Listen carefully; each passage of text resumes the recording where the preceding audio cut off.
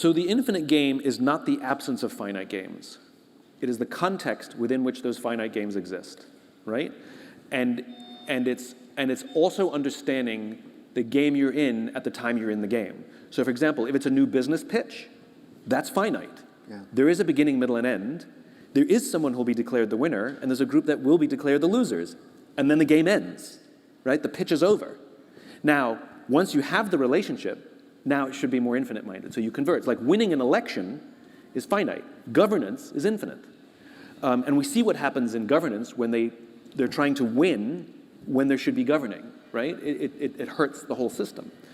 So we overuse things like sports analogies in business, which is always a finite game. And I think a better analogy to use is lifestyle.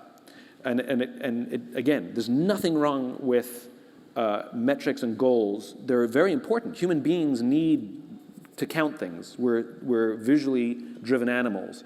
We're tangibly driven animals. You can't run a marathon without mile markers. It's actually unnerving, right? But we have to remember that those metrics are measures of speed and distance. How fast are we going? How far have we gone? But they don't constitute the end of the game. They're just mile markers. Right.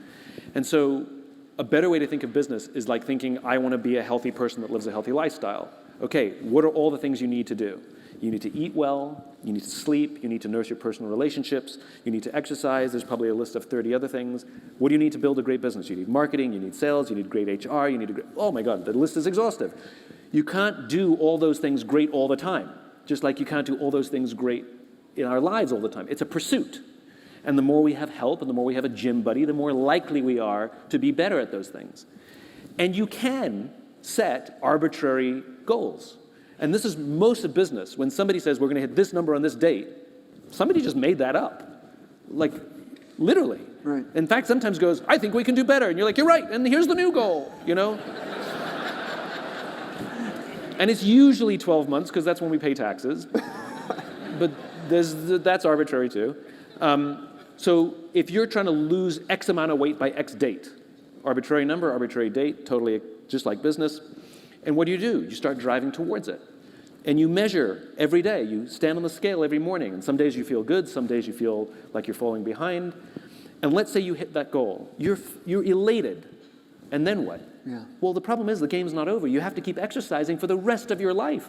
Just because you hit a goal means nothing. And can I also say, how did you get to that goal? And how did you get to the goal? And that, I think, is even more important, which is what happens if you miss the goal?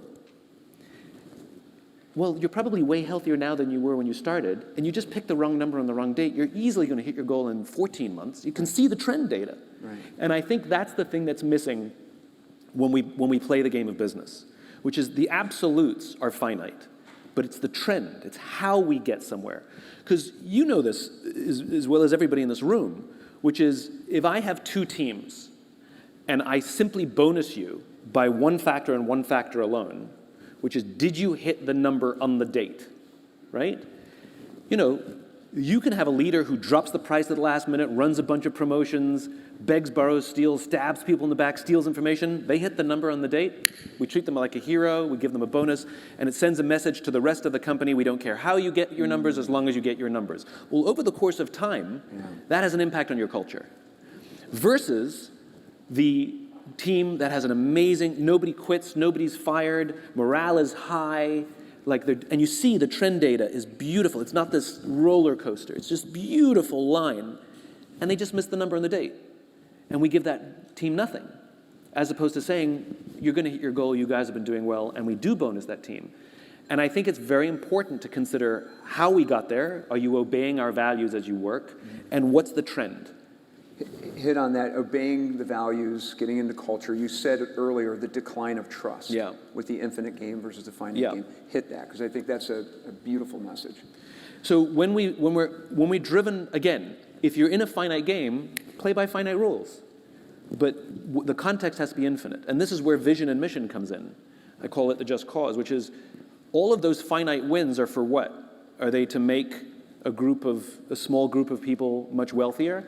What's the goal of hitting those? So you can brag you're number one based on the metrics that you chose, market share, revenues, who knows, number of offices, You get to pick. Have you ever noticed that every airline is number one? Ever noticed that?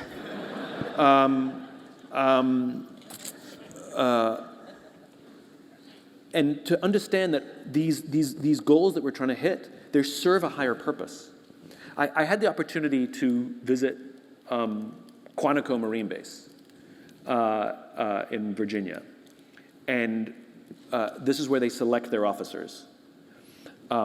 And one of the things they run them through is something called the LRC, which is the Leadership Reaction Course, which is 20 mini obstacle courses. They're basically problem-solving courses. Like, you have to get all your men and materiel over this little water hazard. It's what the Marines call a pond.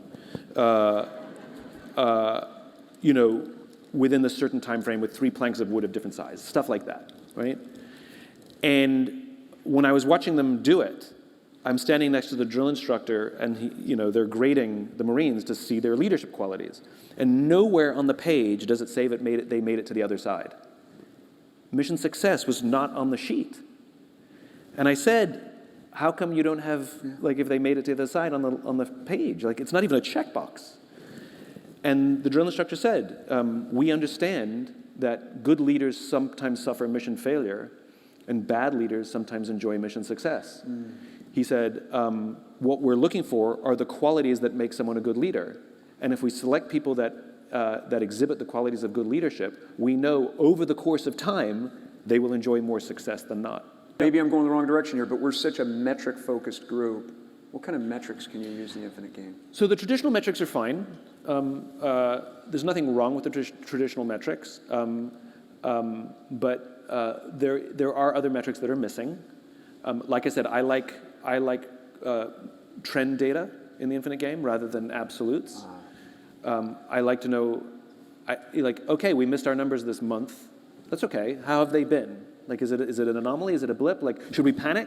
I mean, there was a great story just a few years ago from IBM where they missed their sales numbers, and the CEO, Jim McCaffrey, came out and made a video and then sent this video out to the whole company, which is humiliating for the sales team. And by the way, it was the first time they'd missed their numbers in something like 68 quarters. The first time ever.